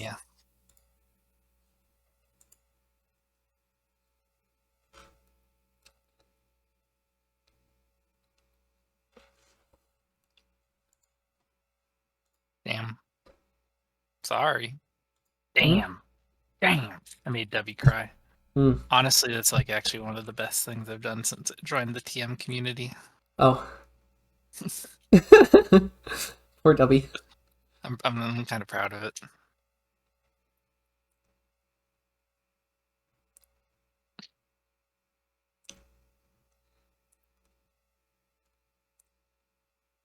I think I've seen this map before. I haven't, but it looks cool. I like the scenery.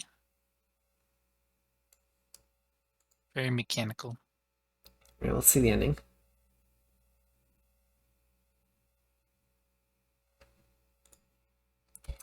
Oh yeah, I remember.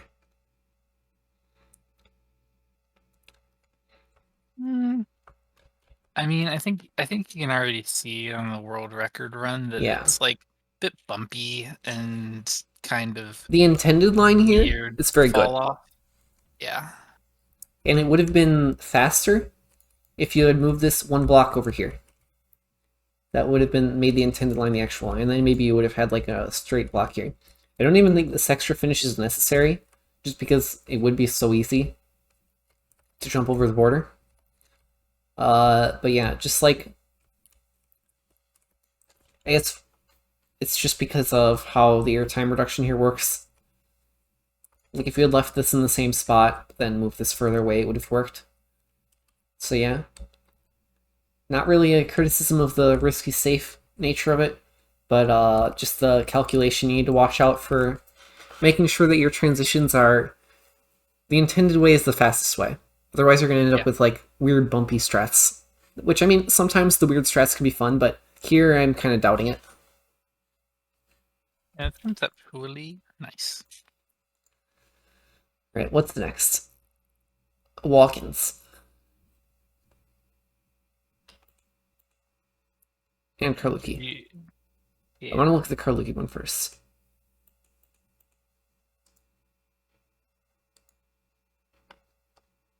I liked your Are we saving specs for last? Sure. I mean, we've already, like, it was the first one requested, and we've already gone way past it. Yeah. I liked your what's it called? Arcadia map. Or not Arcadia. Trackadia. No, it's not even whatever the fuck Evo. XP Evo. XP Evo. Jeepers. XDD Evo. Yeah. I liked that map that you made. I mean, look, Karluki, you already made the best risky finish in history. Why do you gotta listen to us talk Wait, about which this one was that?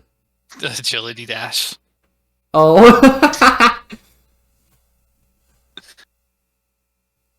This map seems interesting though. I don't think I've seen it before somehow. I think I played like all of your maps for the past year or two, so I'm surprised I haven't I'm not recognizing this. Karluki got a good mapper. Oh, Ski, I don't know if Karluki said anything, but we finished our Delta route, and now we're just despairing over Delta scenery. Ah. Oh, that's interesting. Maybe a little on the diagonal side, but That's cool. Yeah. it is interesting. I think using that kind of ramp is Yeah. unique and cool.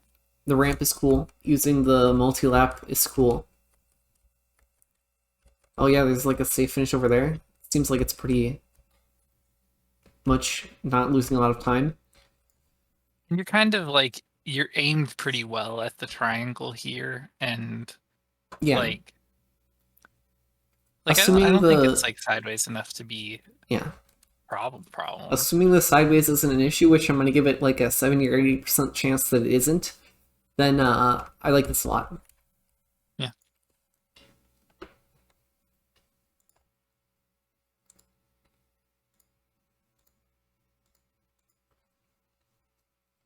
I We agree. have a map from Walkins. Walkins. Oh, it's unreleased. That's why I hadn't played it before. You're not playing all those unreleased maps? Come on. If what you are do want to doing? try to make it less sideways, you can always like have the ramp be further to the right. Like use the mirror of it. I'm not sure if that would make it blind though, just because of the nature of the block. You might have to free mode it if you want to do that. Which I don't know if you want to do that with free mode. But it is, you can make it slightly less sideways if that's what you want to do. I don't know if it's actually a problem though, without playing Say it. there's barrel roll potential on this map. Oh boy, I don't know about that.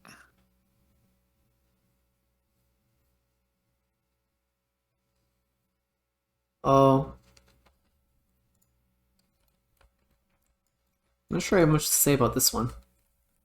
It's kind of like a plastic bounce. Is kind of meh. Yeah, plastic bounce is a little questionable, but it's hard to tell really anything about this finish without playing it a bunch to see how it behaves exactly. I think to me the thing that kind of stands out in it is that it doesn't really seem particularly like a smooth catch into the wall ride either. Oh, true. So it's just kind of like you hit against it, and then you have to see what part of it you hit against to see if it pushes you down quickly or not. Right, this is from Cola.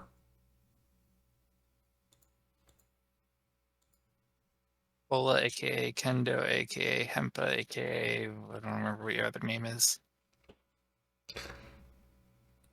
Oh, Tactics linked to a map that I already reviewed a while ago and complained about the finish. Oh, I guess I can talk haven't about seen it again. I also haven't seen it, so could have a fresh opinion. Maybe I really like it, and I sign him to a contract to make finishes for me. I doubt it. Imagine you just sign somebody as like a ringer for just like, hey, just Oh, build that's a a finish cool to this. jump. Oh, that's nice. That's a dirt turn. It's nice as well. This looks like a good map. Some of these turns are pretty weird, but some of the others I like the look of. Bob. Ah, Bob sound effect. Someone needs to make that mod the game and have that be the sound effect of bobsled. I get bugged by Noxy a lot on whether I'm gonna make an Agrabou or not. And I think I might try, but it just cannot be a normal Bob map. I have to find something cool that I can do that isn't just copying Sophie. True. Now I think this finish brings up something interesting as well, which is that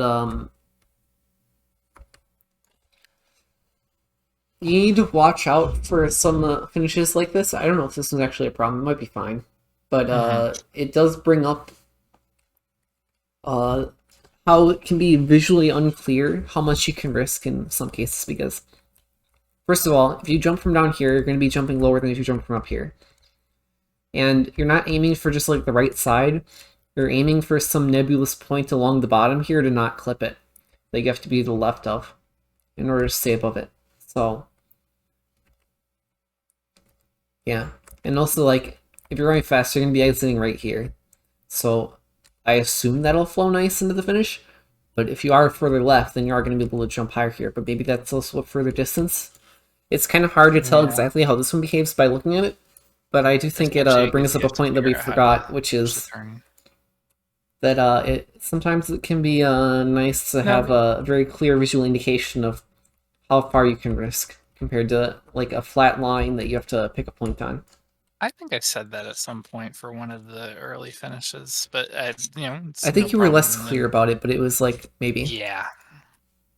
No problem in stating it clearly and reinforcing the concept. How do I download this track from the page? I feel like this link doesn't work. I guess I can just paste this into Trackmania.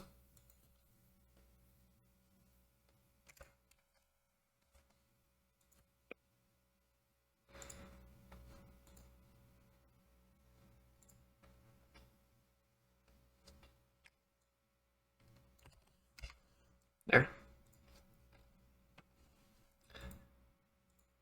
I believe after this we'll look at the there's one more map and then we can go to specs. I mean, oh, Valve linked one. Okay. No, the Valve linked one. Oh, this Valve map. I don't want to look at too many more though. I don't know. Okay. I'm gonna look at the Valve one because I think I've played that map. Yeah. Then we can get around to the spec one. We have to do it last because he said it's the best risky finish ever. Yeah, and he's probably wrong. Yeah. No, he is. Okay. Oh wait, you did fix this wall right, I think. Oh, this is an updated version of the map. Is it? No, it's not. It's not an updated one. Full speed and...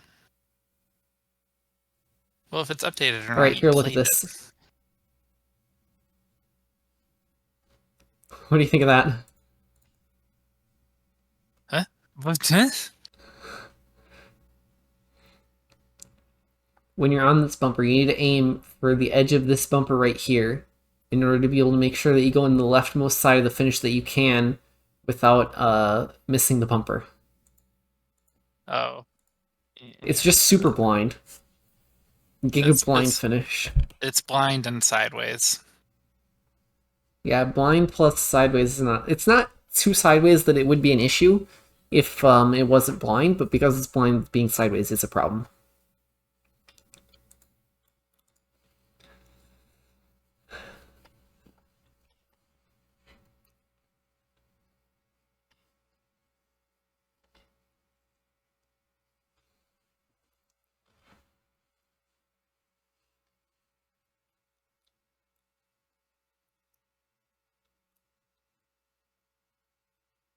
Adding from track of the day discussion, partial quote.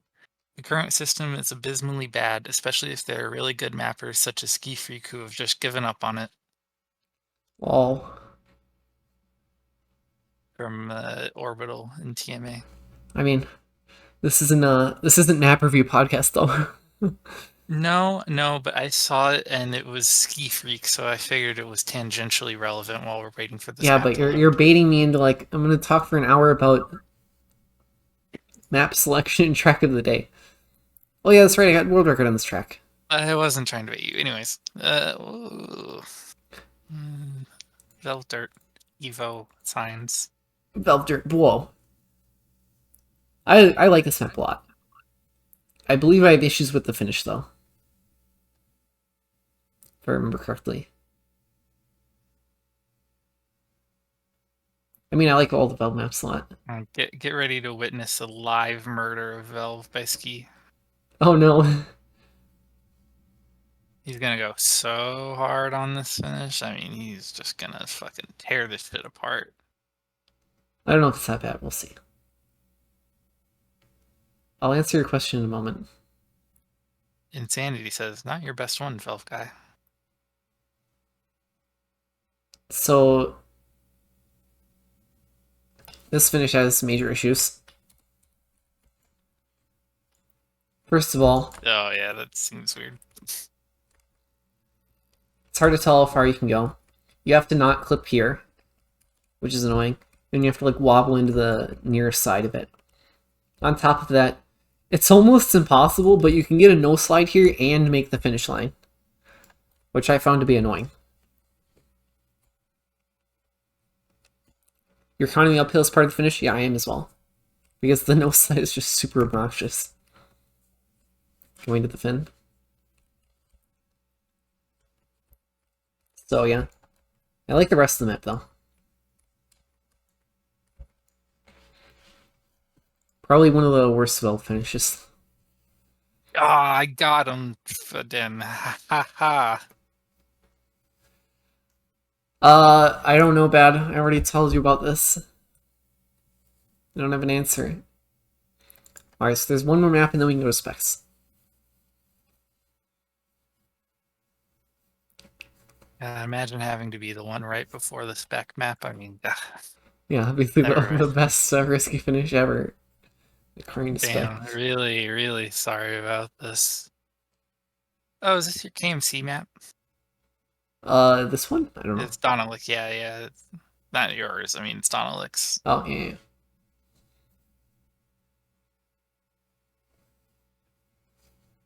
I don't remember the finish on it, though.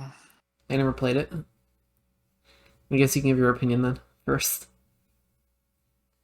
I remember it being weird. I'm starting to remember it some. It has some, like, weird tilt jump Oh. thing. Huh. Oh, yeah, that's not the risky. Are you supposed to jump into the hole? I think so.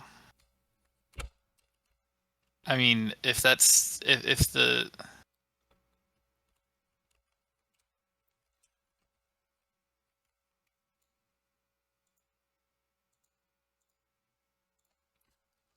I guess jumping into the hole... I don't know. this would be a situation in which your risky finish should be closer than the safe by a little bit more. Yeah. Also, I will say the safe finish is just questionable as well. Because, Yeah. oh, I think you mentioned that the other person made the safe finish. Oh, yeah. It's like the safe finish is just way too hard. You just can't even get into it. Let's see how it drives with going the correct way. Alright, I like that. I like the actual jump. Yeah, I do too. I couldn't remember because I only played it a little bit. I couldn't remember if it was calculated or not, but it looks like it is. And it also might be that Losa was going a slower way. So, won't be too harsh on it. Alright, where's the spec map? The grand finale of applied... The grand finale of applied risky finish theory.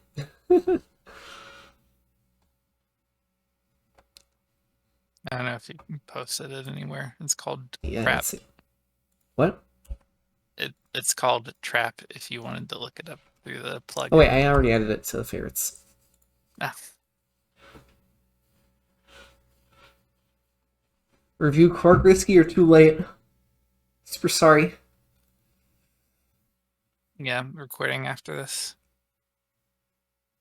Dedge. I would have said yes if I hadn't already opened this map. Yeah, I mean, you wouldn't want to go on after this map anyways. Oh. It would just be embarrassing for you. I see.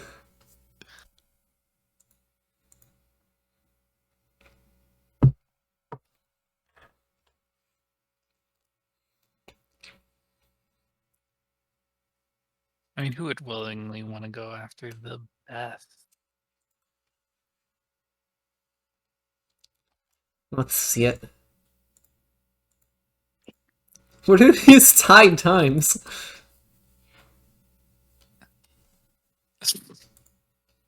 I have opinions on this finish.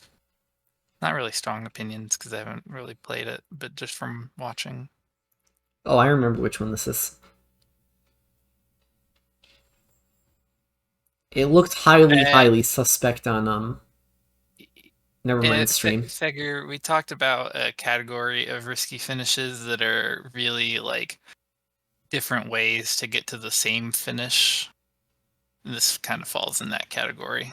I mean, we also talked about how most risky finishes aren't even risky finishes. Oh yeah, true. Risky finishes don't exist anyways. Yeah, I don't think I win. I think I forgot to actually say that.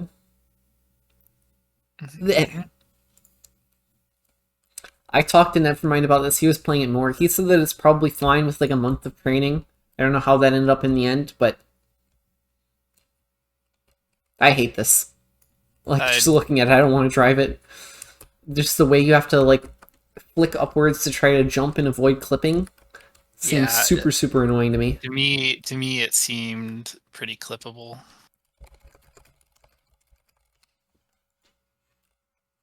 Oh.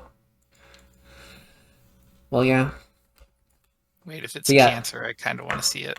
So I guess, what's our conclusion here?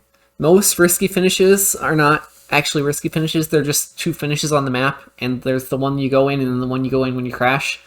Yep. You need to worry about how the different kinds of risky finishes that you're making will affect different skill levels of players differently. And above all else, your risky finish needs to be well made and needs to fit the rest of your track. Yes, or just like not just your risky finish, like any finish you build. Yeah, that's your most important. That's the most important point. Yes, and even if you're just building a normal finish, and it's just like a basic jump, like you saw in some of my finishes, like on the bakery, bagel, I think it was. Mm-hmm. You can just always add a second finish anyway, because then people can go in it even if they have to respawn. Should maps have a risky finish, assuming it's a good risky? Like, is it a net positive? Have a good finish, and whether it's risky or not is kind of like map dependent. I mean, in time attack, I think it literally doesn't matter. In rounds, I think it can be a net positive if it is done in a way where it's actually relevant to a lot of the rounds, like how I pointed out on my old Tau map. To I think that's answer your interesting. I think that's a net question- positive. To answer your question exactly the way that you asked it, no. Good? No. Is it good? I mean, you kind of self-defined it. If it's good, then sure. But I think you're interpreting W's question wrong. I think my interpretation of the question was better.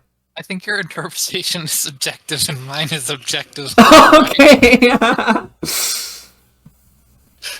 If you were in Discord earlier, you know what that means. But I guess that concludes the Risky Finish podcast.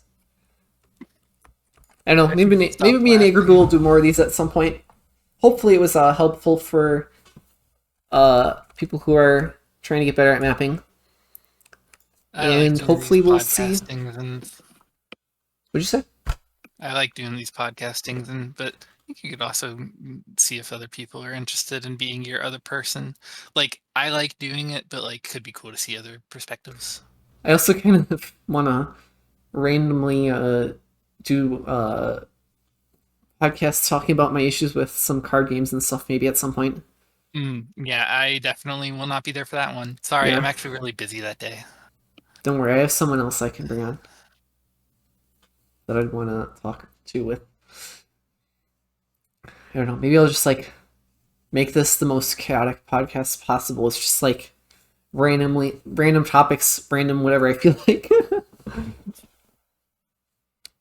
But yeah, thanks for watching.